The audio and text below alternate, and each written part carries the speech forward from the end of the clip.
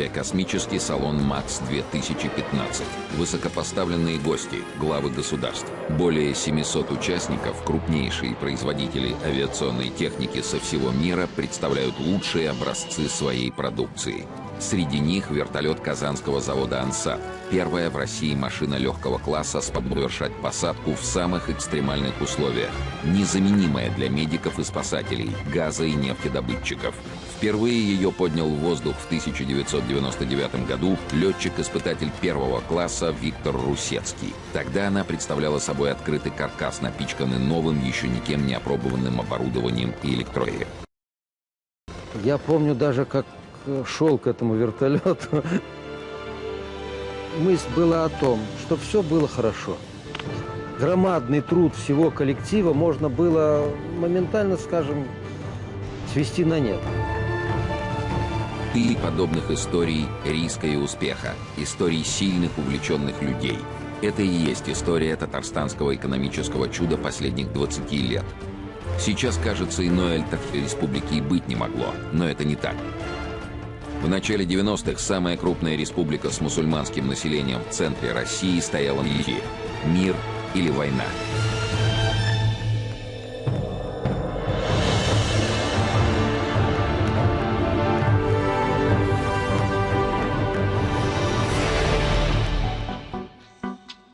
Конец 80-х, начало 90-х. Рушится советская экономика. В Татарстане, как и везде, резко упал уровень жизни. В городах, особенно моногородах, где одномоментно остановилось почти все производство, бандитский беспредел. Денег нет, зарплаты нет, никто нигде не работает. Из-за этого на улице уже выходить страшно было. Машины даже без оставлять нельзя было, там машины грабили. Вот такие времена были. Образовался духовный вакуум, который был связан с тем, что традиционные ценности были в эпоху развитого социализма как бы ушли в прошлое. Новые надо было чем-то заполнить. Верховный Совет Татарской автономной Советской Союзной Республики провозглашает государственный суверенитет Татарии и преобразует ее в Татарскую Советско-Татарскую Республику, Республику Татарстан.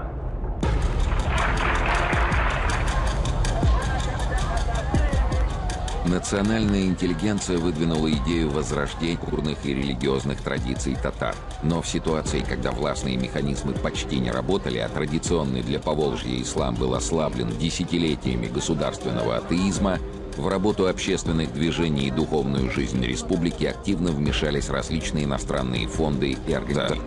У них были деньги и на словах желание помочь. На деле они преследовали иные цели. Дестабилизировать обстановку в республике, тем самым дестабилизировать обстановку в нашей стране. На митингах на площади Свободы в Казани зазвучали лозунги «Русские вон из Татарстана» и призывы к отделению. В религиозных учебных заведениях медресе читали лекции о новых, как их называли, истинных религиозных течениях и всемирном халифате, в состав которого непременно должен войти Татарстан. Одно из таких медресе «Юлдуз», по-татарски «Звезда», открылось в Набережных Челнах. Нам казалось, что каждый араб это чуть ли не пророк, нам казалось, что они религию преподают, а мы тут бежим, там, не знаем ничего.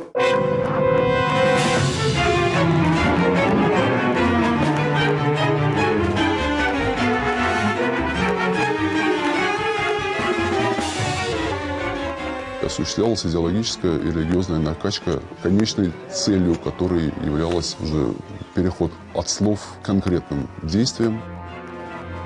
И как в период началась чеченская кампания. Около 50 выпускников медресе «Юлдуз» приняли участие в деятельности незаконных вооруженных формирований.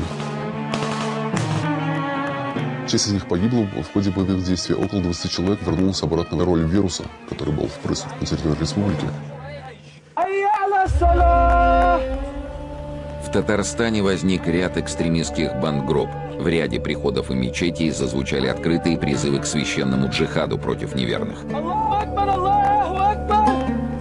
Была установлена связь Джохара Дудаева движения, его структура. Они вышли на связь с Челнинской медресе «Юлдуз» и теми структурами, которые там довольно активно в Набережных Челнах. Обговаривали даже, значит, пути поставок вооружения из Чечни набережной Челны.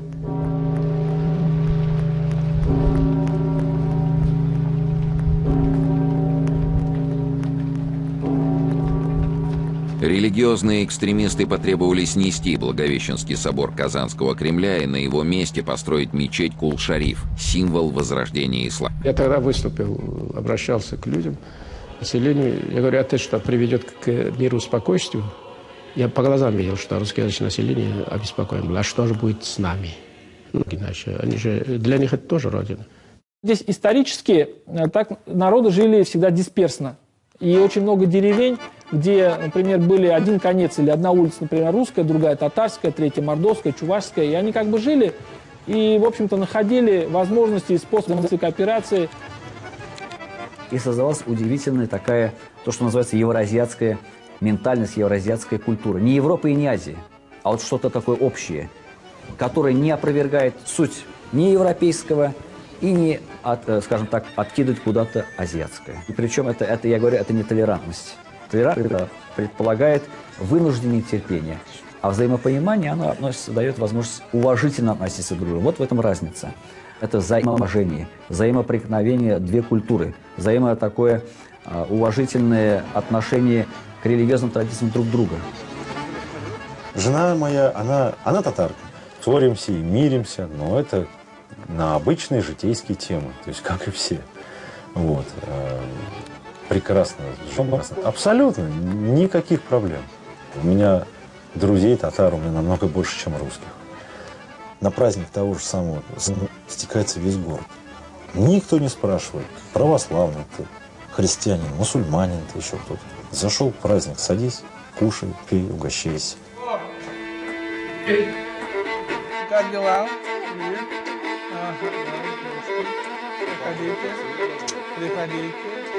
Для тех и всех традиций. На крещение купается. Так что тут у нас... Пасха, яйца красят, я куличи покупаю. Хорошая конина. Или как у нас в Казахстане говорят. Супруги Мулакаевы вместе 35 лет. Встретились на первом курсе института. Он мусульманин, она христианка. Какое-то время не могли дышать даже друг без друга. Мы прощались только на 3 часа, чтобы в разные комнаты уходили, чтобы поспать и утром опять встретиться. У нас же как сессия. После сессии на зиму уезжают все студенты домой. Прилетали они из Ташкента. И я не знала, когда он прилетит. И в общежитии я, когда пришла, у меня на всей кровати были цветы. Полностью вся кровать была усыпана в цветах. На столе были огромные такие чашки с фруктами. И когда отец узнал, он мне сразу сказал, это твой выбор, тебе жить. Все. И в семье у нас всегда интернационал был, то есть не делили. Всегда хороший человек, плохой. Мать, она у меня воспитывалась у русских, хотя казашка. В 7 лет сиротой была. Осталось, и ее взяли только русские. Вот она благодарностью всю жизнь, и Мария была. И дочь у нас. Да, и дочь сейчас. В честь нее. В честь нее. Отец у меня был, всегда нас учил, что Бог един. Я тоже вот всем говорю, Бог един. Нашей дочери муж русский, придерживается православных традиций. Сын сам созрел, сам выбрал. Он сказал, я буду мусульманин, отец мусульманин.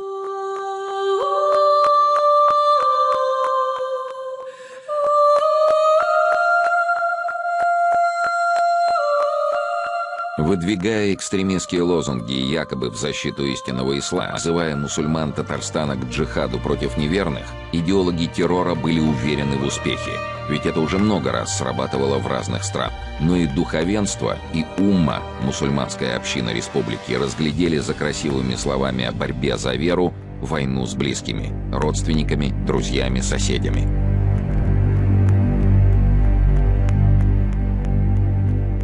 Не получилось людей столкнуть лбами друг с другом, потому что сработал вот этот фактор исторической традиции.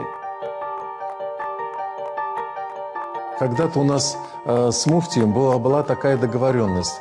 Мы не будем затрагивать вопросы богословские, догматические, потому что это всегда приведет нас к разделению. У нас есть очень много, что нас объединяет. Это социальные вопросы, это возрождение духовности на нашей Казанской земле. В городе Чистопиль есть еще христианская молодежь. Мы с ними тоже очень тесно работаем. Сейчас хотим сделать ролик против сект, совместные ролики. Субботники проводили, вот там кладбище есть, которые репрессированных, ну там есть и мусульмане, и общие могилы, в общем.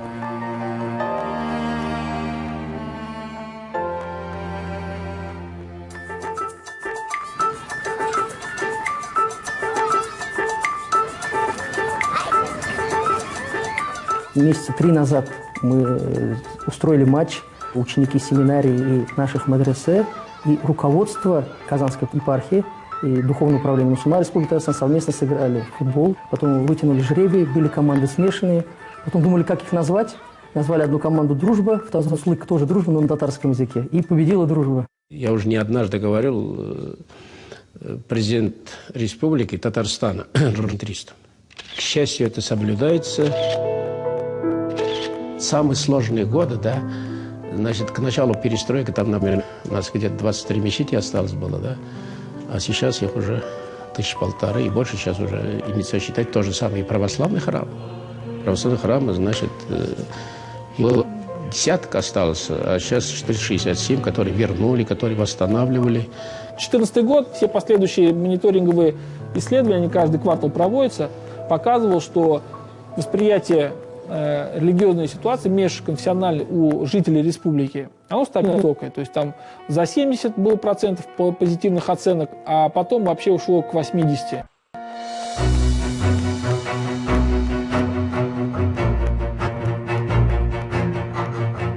И как вот люди радуются, когда, значит, этот фонд единый создан для восстановления Булгарии и Свияжска. Но когда делим годовые финансы, до копейки делим поровну. Если бы их не было, этих объектов, надо было бы их придумать наверняка. А тут не приходится придумать. Это такой исторический пласт наследия Булгарии и Свияжска. Святыня Татарстана, христианская, церковно-монастырь с XVI века, остров Град-Свияжск, и мусульманская, древний Болгар, где татары в X веке официально приняли ислам, восстанавливаются под патронатом государственного советника президента Татарстана Минтимера Шаймиева. Несколько лет назад по его просьбе летчик Виктор Русецкий с ювелирной точностью установил купол минарета древней соборной мечети, бережно воссозданного на историческом фундаменте. Минарет весом 3 тонны, на высоту 35 метров. Любой поток, ветер, там, любое перемещение воздуха в атмосфере влечет за собой перемещение летательного аппарата. Малейшее движение вот этого минарета такой массы могло как-то разрушить там основание мечети, да. 20 лет назад, в 1995 году, тогда еще президент Шаймиев подписал указ, который положил конец нагнетанию ситуации вокруг строительства мечети Кул-Шариф. Одним указом это сделано. Восстановить Благовещенский собор и построить Кул-Шариф. Какое согласие примирило и спокойствие внесло в душу, значит... В 1995 году в республике начался бурный экономический рост. Возобновилась работа советских промышленных гигантов, таких как знаменитый КАМАЗ. В Нижнекамске строился первый после распада СССР суперсовременный нефтеперерабатывающий «Танека», который позволил Татарстану продавать не дешевую нефть, а дорогие продукты нефтепереработки.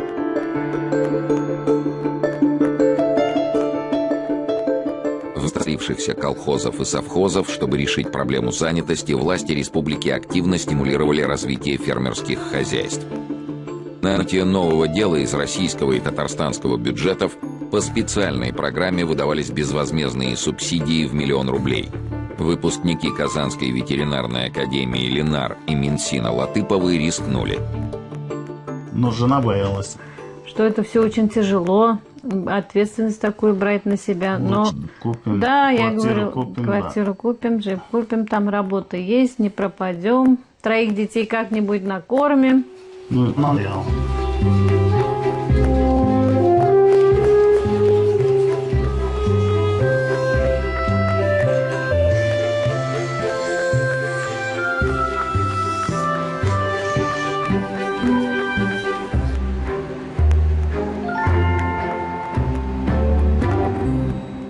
сложные вот были те дни, но мы знали, что такие дни наступят.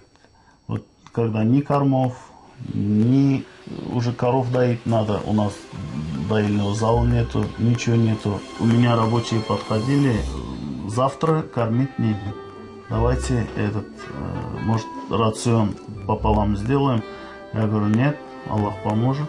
И сразу вот начинали звонить. Вот Мессина может... Ну и сами сразу начинали звонить. Ленар, возьми, пожалуйста, сено. Да, упрямый. Все, говорит, будет хорошо, говорит. Хорошо, говорит, будем жить, говорит, давай работать. Вот, и до сих пор еще 5 лет работаем, вкладываем, и вкладываем, и вкладываем. Если начал, поговорка есть у татар такая, башлаваныш бетканыш. Если уж начал, нас учили так, воспитывали, да, если не доведешь дело до конца, то души не будет в этом деле. На сегодняшний день мы убойный пункт строим. Убойный пункт халяль строим. Аллах бишь. Только халяльные деньги туда можно. Только свои деньги, которые заслуженно заработанные, их только вложим и делаем. Вот тихо-тихо, Аллах бишь, дай Бог, скоро откроемся. Дети уж старше у нас 15 лет, дочки. Вот она уж коров желается доить, но доит. Сын уж летом на пасьбе работал. Расширяемся. Джип не купили. Джип не купили еще, да. Но без джипа тоже хорошо. В Татарстане развивалась социальная сфера. Строилось новое жилье. Понижались ипотечные ставки. Модернизировалась медицина.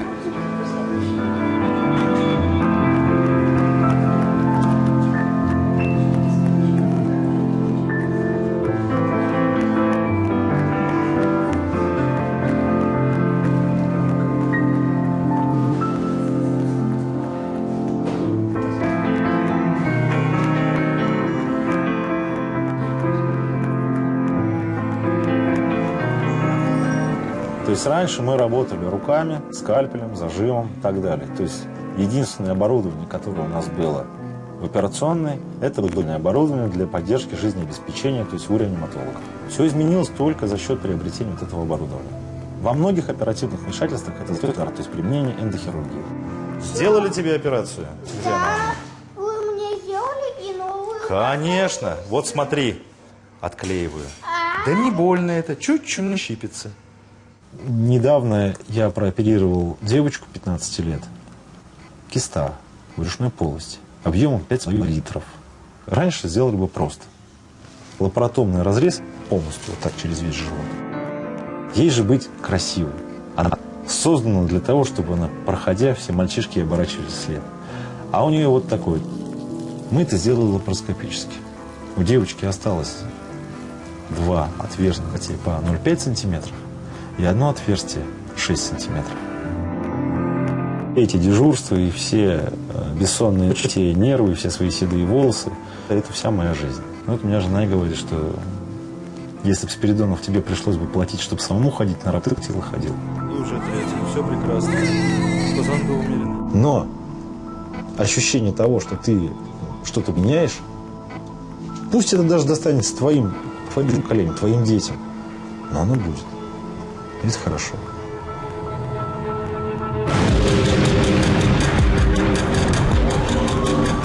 Вскоре после начала Второй чеченской кампании, 1 декабря 1999 года, на газопроводе Уренгой-Помары-Ужгород, недалеко от поселка Кукмар, прогремел взрыв. Это было раннее утро. Взрыв был очень большой силы, было огромное зарево, которое было видно за мной. Была обнаружена большая воронка больших размеров, из которой вырывалось пламя. Была остановлена подача газа в район, и бездействовала районная больница. Диверсия была сделана по непосредственному указанию Хаттаба. В начале 2000-х членами татарстанских экстремистских преступных групп по приказу северокавказских полевых командиров было совершено около десятка подрывов и покушений на подрыв в жизнеобеспечение в Приволжском федеральном округе.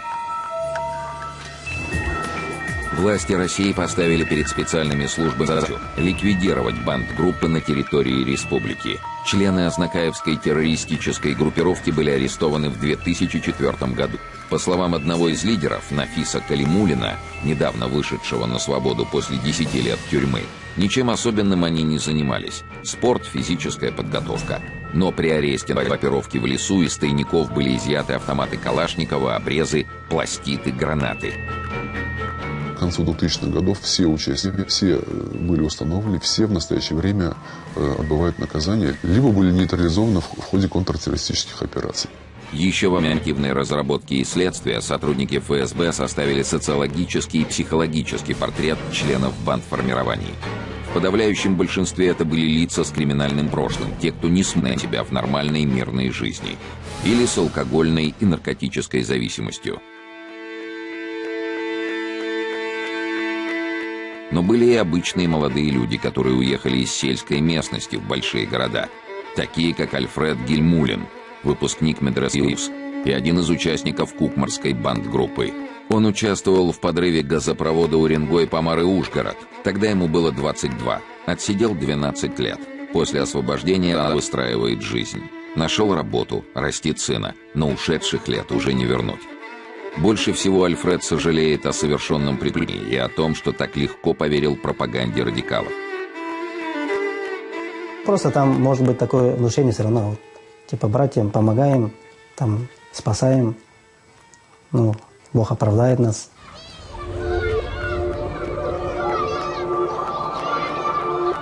Не обладая необходимым опытом, оказавшись в совершенно незнакомой обстановке, такие, как Альфред Гельмуллин, легко попадали под влияние эмиссаров радикальных организаций, стились, как им казалось, истинными мусульманами, а на деле всего лишь очередной добычей циничных вербовщиков. Они с вами манипулировать, там, мы тебе найдем правильную жену, или, там, например, мы тебе найдем настоящего там, мужа, жениха. Всегда поможем, поддержим, обращайся, там, пожалуйста. Смотри, везде воруют, везде блат, везде там толкают только своих. Даются очень простые ответы на, по сути, очень сложные вопросы, где-то даже бытия. Устраивается совершенно однозначная, простая, белая картина мира. Она, конечно, приятна, чисто психологически, снимает необходимость где-то задумываться. Следующий этап – это уже за религию надо бороться. Да, один, но может дойти до идеи, там, семья, ладно, я успею создать, а сначала лучше-ка я повоюю. Ну, я сейчас бы, конечно, этого не делал. Мне кажется, если ты даже это слушаешь, ты должен думать, ты должен это проверять. Ну-ка я у других тоже спрашиваю, правильно ли он говорит, это соответствует ли нашей религии. Поэтому вот, самый главный совет – это есть много имамов, ученых, которые знающие именно на нашей территории тоже. У них тоже слушаться надо. В ответ на угрозу распространения экстремистских идей в России была разработана государственная система противодействия терроризму, в основу которой легла профилактическая работа. Ее координаторами стали Национальный антитеррористический комитет и антитеррористические комиссии в субъектах Федерации. В Татарстане такую комиссию возглавляет президент Рустам Минниханов. С 2009 года на постоянной основе ведется с группами риска, в том числе и в сети интернет. На базе Казанского федерального университета работает межрегиональный центр экспертиз, чьи заключения позволили закрыть целый ряд экстремистских и террористических сайтов. Нужно вводить какой-то именно цензуру на религиозную информацию. Цензура – это не зло. Цензура – это во благо в данном случае, потому что миллионы этих сайтов, они пропагандируют именно человеконенавистие, да еще используя добрые рекламы.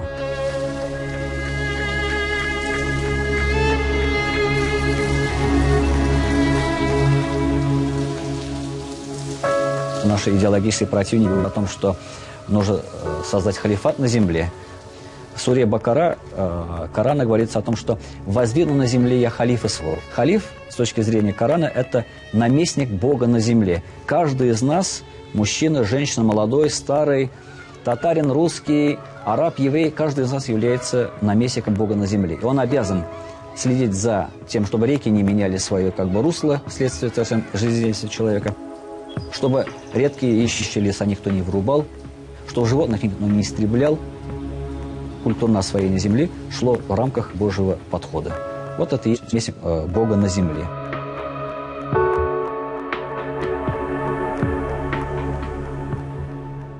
Надо быть с теми, кто еще только начал задумываться. То есть если у него уже жесткая сформирована личностная структура, основанная на таких фундаменталистских религиозных представлениях, то с такой как бы уже работать практически поздно. Ну, должно что-то очень серьезное в жизни произойти, чтобы человек как бы перещелкнул его, то есть отпустил, и он как бы посмотрел на мир другими глазами.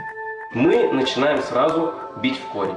То есть стараемся, как вот врачи, изначально уже найти источник болезни сразу. Туда бьем и вычищаем его. Мы им, естественно, объясняем, основываясь на первоисточнике, на наши достоверные источники, которые вообще в исламе, да? В духовном управлении мусульман борьбу против экстремизма начали муфтий Ильдус Фаизов и его заместитель Валиулла Якупов. Их главной целью стало восстановление исторических традиций, авторитета татарской ханафитской богословской школы и противодействие тем, кто, получив образование в заграничных экстремистских учебных центрах, отверг святыни своего народа. Находясь вот в пределах этой мечети, я неоднократно сам сталкивался с такой ситуацией, когда подходили, скажем, люди определенной внешности, потом накидывались с бранью и, так сказать, обещали, что время придет, как они снесут все это. Любое место, связанное с могилой, с раллием, местами захоронения людей, которые обладают особым статусом перед Господом, вызывает у различного рода идеологических радикалов просто ненависть. Наиболее одиозные представители радикальных кругов начали терять свои посты. Именно по Фаизову и Якупову нанесли свой удар. 19 июля 2012 года столицу Татарстана потряс двойной теракт. В половине 11 утра в подъезде собственного дома был расстрелян заместитель муфтия Татарстана Валиулла Якупов. А еще через полчаса около 11 утра на улице Читаева взорвался автомобиль татарского муфтия Ильдуса Фаизова. Один из ведущих богословов, яростно отвергавших идеологию террора, Якупов, погиб. Муфтий был тяжело ранен. СМС пришел от Сулейманова. Валиуллу убили. Первые эмоции такой быть не может. Это шутка. Какая-то, глупка. У нас это невозможно. Это был вызов прямой. Это была такая война нервов, кто даст слабину. Опять же, власть слабину не дала. Были развернуты немедленные оперативные мероприятия, в результате которых в кратчайшие сроки весь круг лиц, как участников, так и их пособников, был задан. Ну и далее было дело техники, их розыск и задержания. Поскольку Татарстан, может быть, не единственный, но вот счастливый случай, когда Федеральная служба безопасности действует в полнейшем понимании, в полнейшем взаимодействии с органами власти республики, получает колоссальную помощь в решении наших общих задач. Я думаю, что удастся и удается находить форму работы под таким проявлением. Президент нынешний Рустам Нургалиевич, значит, очень активно и реагирует, и мы обсуждаем это и на заседании Совета Безопасности Республики, и работать надо на определенное опережение. Если что-то случилось, где-то выстрел, где-то пожар, мы переживаем. Но я больше чем уверен, это не найдет распространения.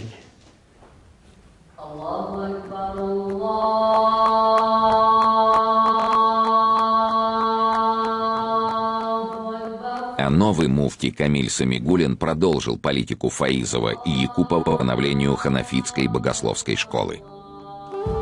В Казани до революции было напечатано 30 тысяч трудов. То есть по каждой науке есть аналог, есть объединенник, даже написанный на арабском языке, который принадлежит перу наших российских богословов. Разработали целый стандарт в обучении, в образовании. Вот в этом году, в сентябре, он уже будет внедрен полностью. Все учебники печатаются именно в духовном управлении. Шимамам печатаются тематические проповеди, обсуждаются актуальные вопросы религиозной и светской жизни.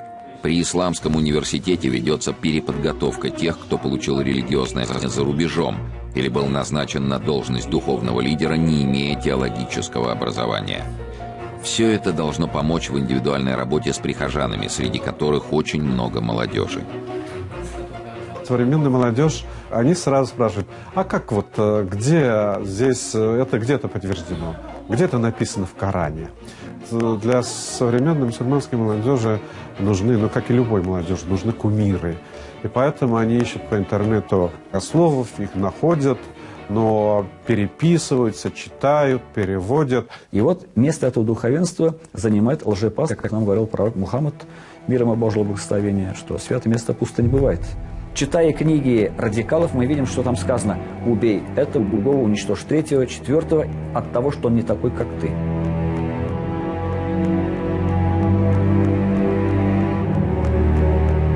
Борьба с внешним врагом в исламе имеет, скажем так, приоритета. Можно выступать с оружием на врага, который напал на твой дом, твое отечество, твой сад. Это допустимо. И все.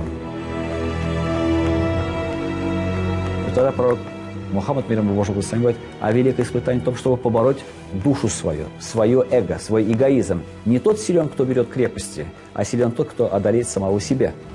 Поэтому вот великий джихад не подменяет понятие джихада борьбой с внешним врагом. Те проблемы, которые они волнуют молодежь в ханафитском мазхабе, уже в течение многих веков их обсуждали. И поэтому, конечно, вот восстановление ханафитской богословской традиции очень важно. Для того, чтобы растолковать хотя бы простейшие по звучанию, по значению коранический стих, нужно обладать знаниями около 25 наук. Арабский язык сам по себе устный язык. И там любая запятая, любая черточка, буковка, оно меняет и не только саму суть слова, но и общий контекст. Нужно знать арабскую поэзию, стиль арабского иносказания. Сейчас у нас готовят, скажем так, 5 по западной системе. Необходимы реформы, которые нужно вносить. Исламская система требует исламского подхода. В июне 2015 года решение о такой реформе было принято при поддержке президента России Владимира Путина. В Древнем Болгаре скоро начнется грандиозное строительство Исламской академии с привлечением ведущих, в том числе в области ислама, специалистов со всего мира. Центром академии станет ценная и очень красивая Ак-мечеть. Согласие есть. Сейчас нам необходимо обоюдно создавать соответствующие условия для того, чтобы она с первых дней нормально функционировала. И это видим. То, что такая академия, такая структура, она необходима, она должна появиться. Молодежь уже совершенно другая. И хорошая молодежь, я вам скажу. Активно он во всем. Ему надо себя проявить, находить место в жизни, реализовать надо. Индивидуальное предпринимательство, участие в крупных промышленных проектах. Молодежи в республике Атхи-Фути, ведь это те, кто будет создавать Татарстан будущего. За 2 последних года недалеко от Казани вырос новый университет информационных технологий ДОК Иннополис. Здесь преподаватели мирового уровня, а чтобы поступить, необходимо пройти сложный отбор. Вы должны понимать, что мы приехали сюда, когда здесь было чистое поле, но стройка только начиналась. Возвышались только каркасы первых этажей зданий. Здания университета еще не было к тому моменту. Я уверен, что было много людей, кто приехал в этот проект и испугался. Но кто-то должен, кто, если не мы, когда, если не сейчас. Можем действительно сделать... Наши студенты, например, на последних курсах проходят стажировку, непосредственно выполняют проект, который нужны для индустрии, и выполняют ее совместно с индустрией, в сотрудничестве. С Руснано-Информ они, соответственно, делают портал для управления системой освещения. Я участвую, например, в проекте по созданию облачных уравнений данных нового поколения. Коллеги анализируют флюорографию грудной клетки и на основании этих изображений пытаются увидеть интеллектуальные алгоритмы, которые могут это автоматизированно распознавать. На самом деле в большой город зачем? За интересными, сложными, амбициозными задачами. А здесь такой работы предостаточно. Здесь можно себя реализовать и даже еще чуть-чуть. Москва, большой город, динамичный город, откуда мы приехали, все правильно. Здесь смотрите, большой, но все условия созданы, все в шаговой доступности. Есть школы, детские сады, есть огромный спортивный комплекс, куда мы ходим и после работы, и вместе с семьей.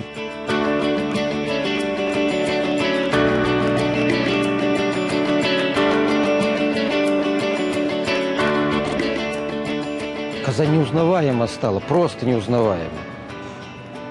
И сделал это там не татарин, не русский, они сообща сделали это все. Если мы говорим о жилом районе «Седьмое небо», то это 30-450 гектаров. Это примерно в 5 километрах от центра Кремля, 50 тысяч жителей. В целом это 2 миллиона квадратных метров жилья. Все фасадные решения наших жилых домов фактически делаем по принципу наших авангардистов. Проект рассчитан на примерно 10-12 лет. Мы думаем, что он станет изюминок в городе. Безумно люблю Казань. Я очень люблю центральную часть. Черное озеро, улицу Большкотна, Миславского. Кстати, так получилось, что там я и познакомился со своей женой. Вот поэтому для меня вот эта вот любовь к моему городу, она как-то пронизана сквозь года, сквозь время. Я помню Казань и начало 90-х. Очень хорошо помню Казань начала нулевых годов. Конечно, сейчас это не в сравнении с тем, что видим, проезжая по прекрасным большим автострадам Казани, колоссальное преобразование. Казань стала действительно европейским городом, в ней стало удобнее жить. Суперсовременный дворец водных видов спорта – один из центральных объектов прошедшей универсиады 2013 года. Вообще огромный толчок универсиада дала. Для развития всего спорта в Татарстане огромный. Грех не заниматься здоровым образом жизни. Ирек Зинуров – один из самых титулованных известных спортсменов республики. Когда еще был совсем маленьким, смотрел Олимпиаду 80 с бабушкой вместе. И я говорю: бабуль, посмотри, говорю, там какие люди, какие спортсмены выступают на Олимпиаде. Она говорит: подожди, и ты там будешь. В 2000 году Ирек стал серебряным призером Олимпиады в Сиднее. Медали российская сборная по водному полу добыла в тяжелейшем матче полуфинала с фаворитом турнира – командой Испании. Тоже бывают моменты, когда правильно застопорился результат, как будто уперся в какую-то стенку. Что делать? И вот, отглядываясь, я сейчас сам не могу поверить и понять, как я вообще остался в спорте. Потому что мы ездили на соревнования, возили с собой кастрюли, плитки, про зарплату вообще говорить не приходилось. После игры приходилось приходить в гостиницу и готовить себе кушать. Разваливалось все, и спорт в том числе разваливался. Ну, тут условия, конечно, совершенно другие. Тут и обстановка, тут и аура, тут все. Ну, конечно, когда игроки приходят сюда, они говорят: мы хотим здесь тренироваться. Сын Эмиль пошел по стопам отца. Он уже игрок молодежной сборной и кандидат в основную российскую сборную. Смотри, говорю, если ты же будешь заниматься водным полом, я с тебя живого, говорю, не слежу. Ну, ты будешь играть, говорю, не потому что ты Зинуров, а потому что ты должен быть лучше на голову. Естественно, у меня есть мечта, и хочется, конечно, и, может быть, национальную сборную потренировать, хотя я вторым тренером работал в национальной сборной, но хочется быть первым. Есть какие-то мысли даже для этого. И, наверное, вот для меня было большим удовольствием, если бы воспитанники, те, которых сейчас я тренирую, достигли бы высоких результатов. Идет работа, идет созидательная работа, я вам должен сказать. И не останавливаться. И не останавливаться. И очень важно, чтобы люди вот нас верили в свою власть и поддерживали. Я думаю, что тогда ничего не страшно. Хочется жить, хочется работать, хочется растить детей и становиться частью таких больших свершений.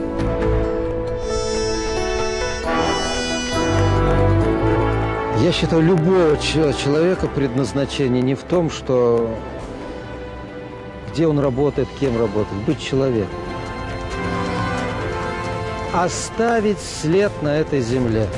То есть, если я смогу сделать что-то, что поможет нашим детям, значит, я уже не зря всю эту жизнь свою потратил и потрачу еще столько же. Для чего я родился, наверное, чтобы у меня семья была, я родился, чтобы меня дети любили, чтобы внуки были.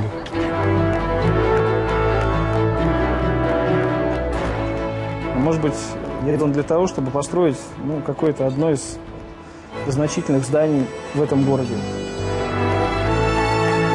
мне красивая жена, 4-ю родит, Аллах берсе. Счастливее меня мало кого можно найти. Так что беспроигрышно. Надо двигаться. У татар говорят харакат-та баракат.